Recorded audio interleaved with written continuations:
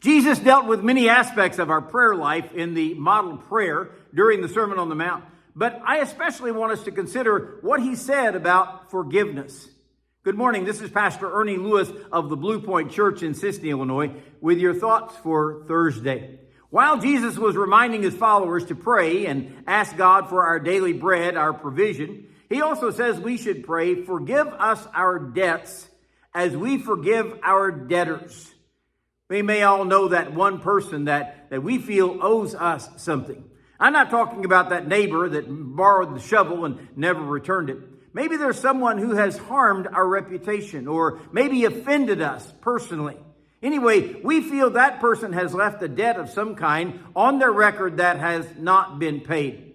So Jesus calls on his followers to forgive that person. We know in a later passage that one of them has asked whether he should forgive his brother up to 7 times. And Jesus said, "Oh, no, let's make it 70 times 7.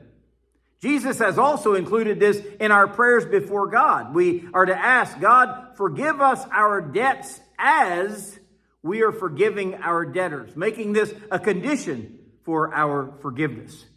Jesus went on to remind them in verse 14, "For if you forgive men their trespasses, your heavenly Father will also forgive you."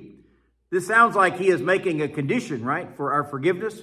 In Matthew 5:23, he says, "Therefore, if you bring your gift to the altar and there you remember your brother has something against you, leave your gift there before the altar and go your way. First, be reconciled to your brother and then come and offer your gift." I don't think we consider the seriousness of having some offense between us and a brother.